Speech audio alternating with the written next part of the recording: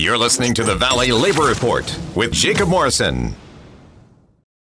All right, so look, I think everything that we're laying out here, we're talking facts and logic. Facts don't care about your feelings. I think that everything here is ironclad. I think everybody in the audience that was unconvinced going in, I think everybody's convinced unions are good, and I want to get one. How do I do that, Connor? If I'm listening now and I want a union, what do I need to do?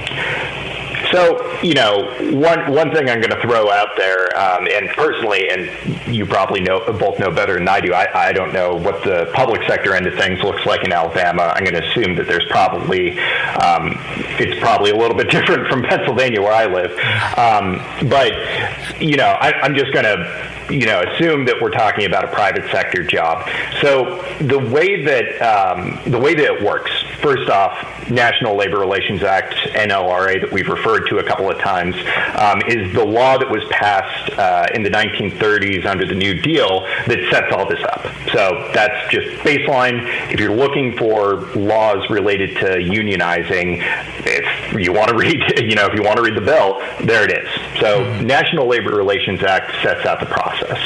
As far as the actual practical elements of it, aside from the legal part, realistically what you want to do is you want to start figuring out who's going to be in the union.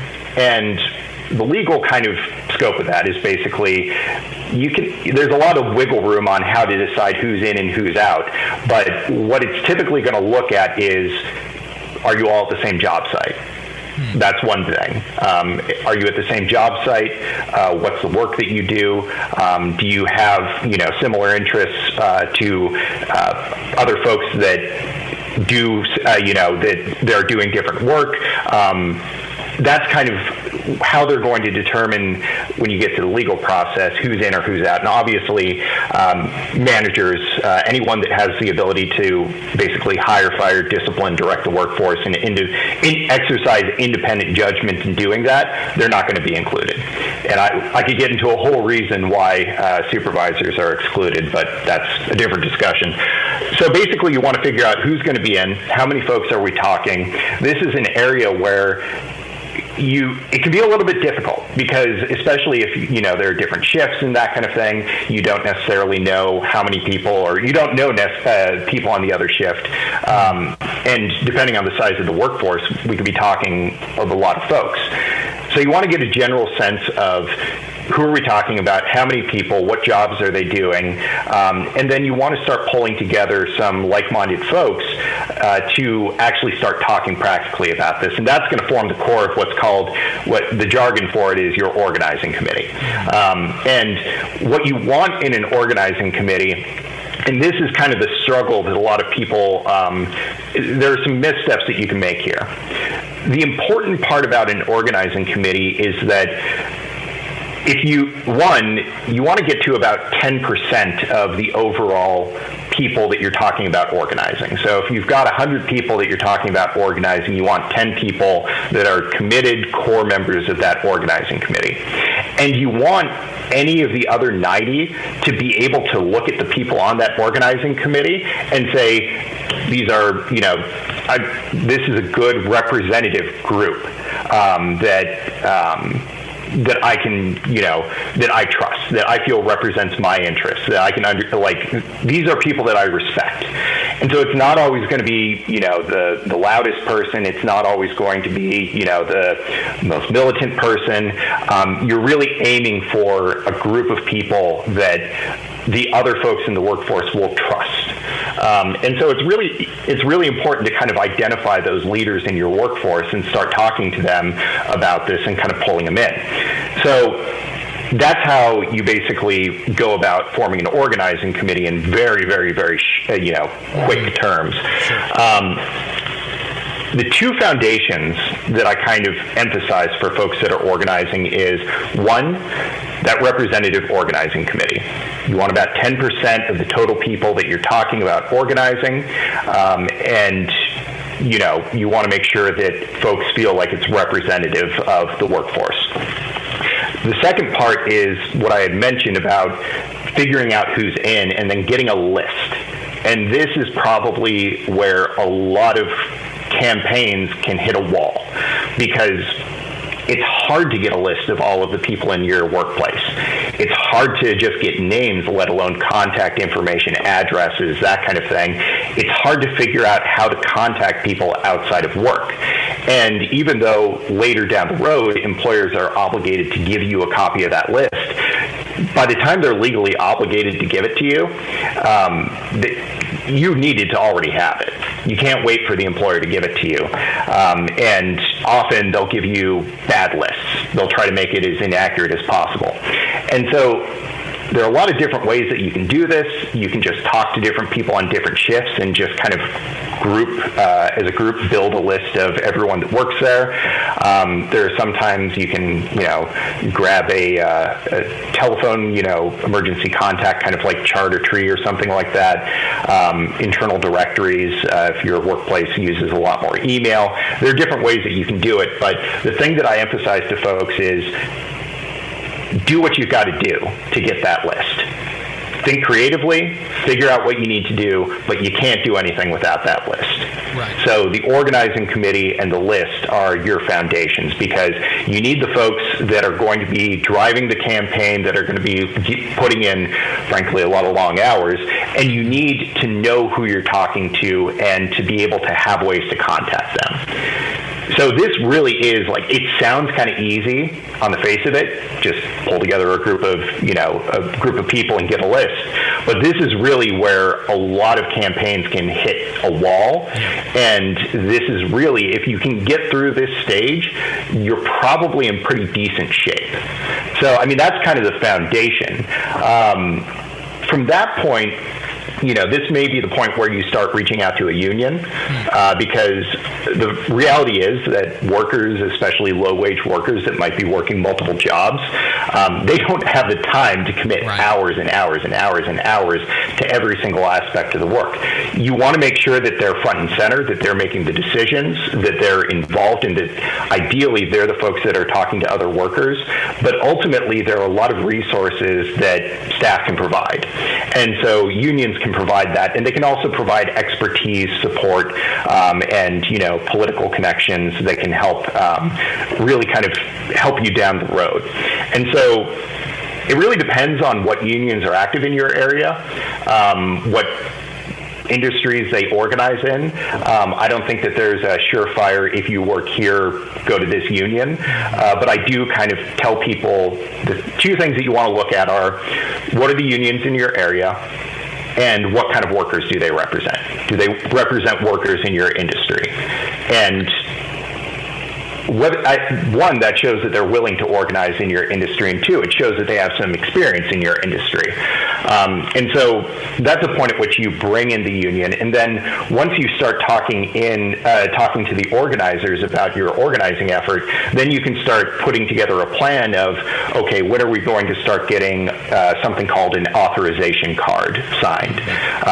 Folks need to sign at least, the law says at least 30% of the proposed bargaining unit needs to sign something called an authorization card, saying that they've authorized the union to bargain for them. Realistically, you want to get closer to 70%. Right. Because one,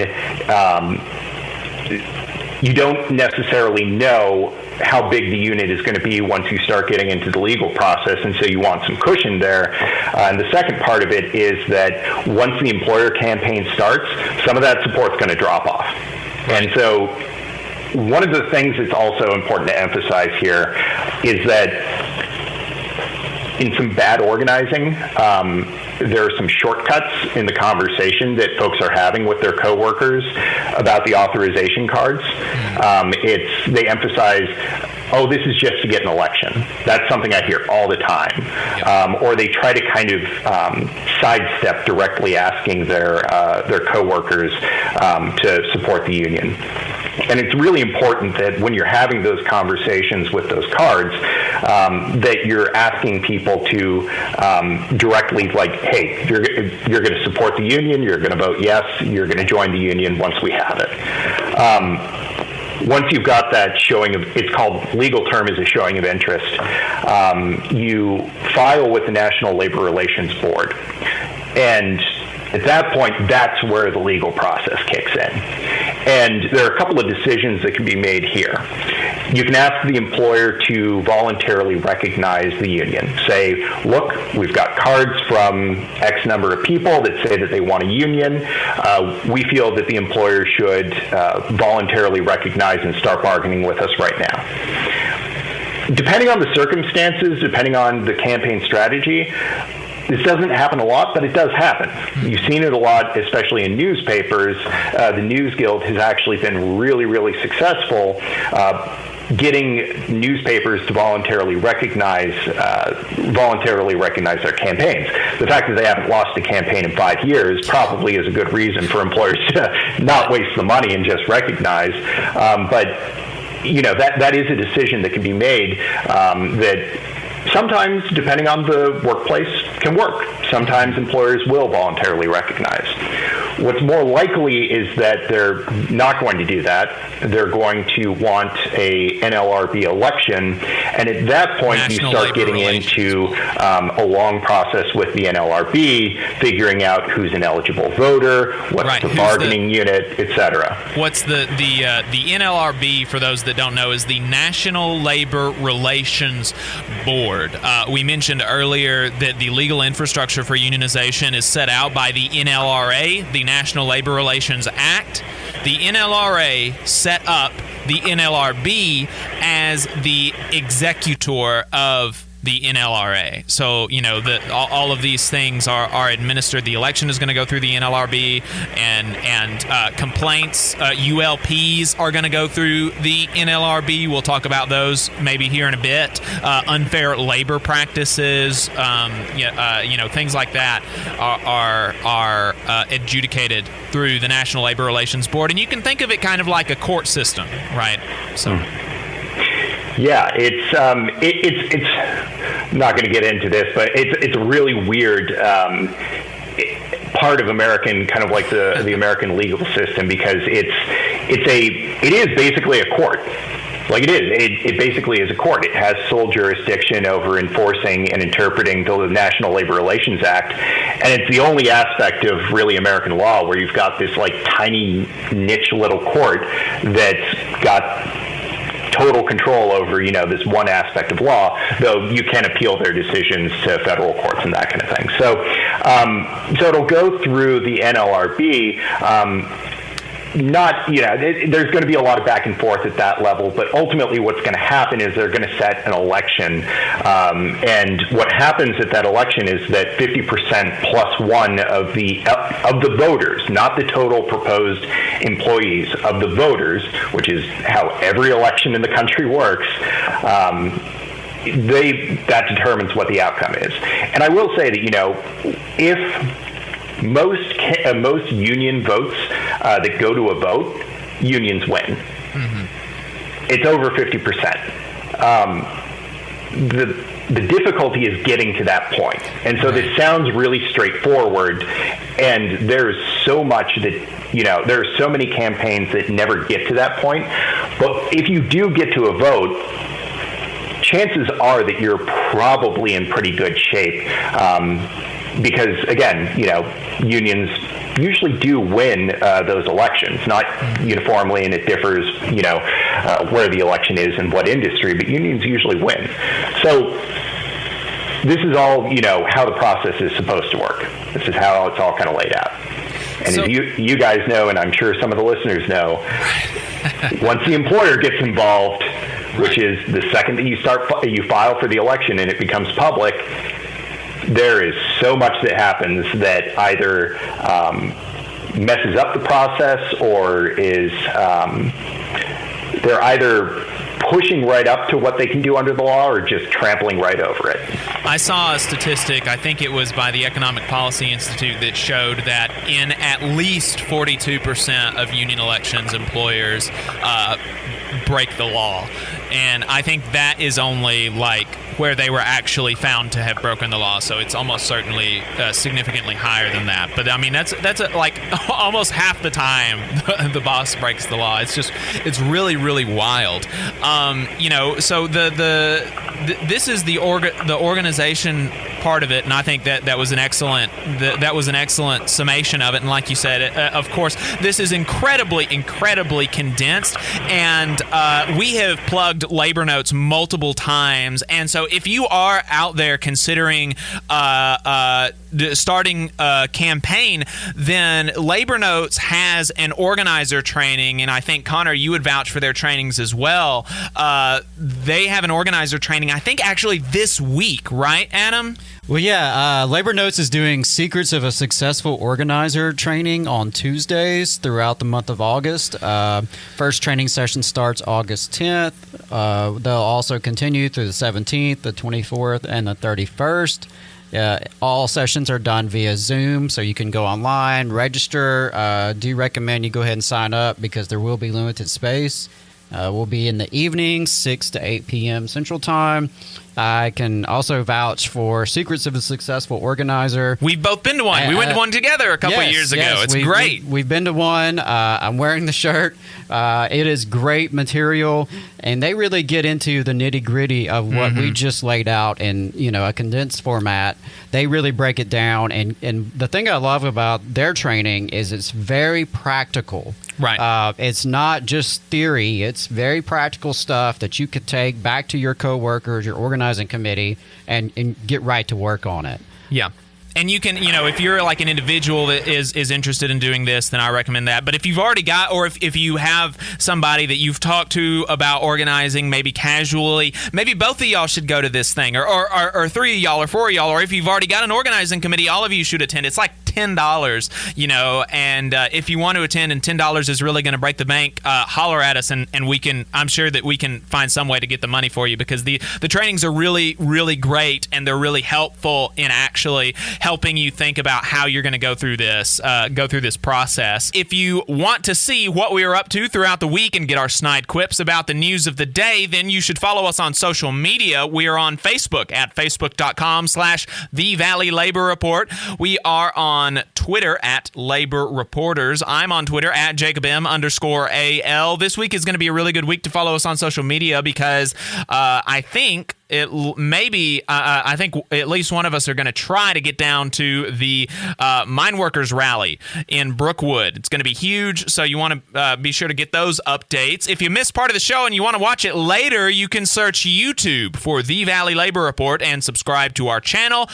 You can watch the full show, and we clip segments and release them throughout the week. We also upload the program on more than 11 different podcasting apps. So to see if we are on your listening platform of choice, you can go to thevalleylaborreport.transistor.fm/subscribe. We've got a website where you can buy our hats and stickers. Folks, we've only got like 5 hats left. So if you want one of them, you need to get on that. We've only got just seriously a handful left.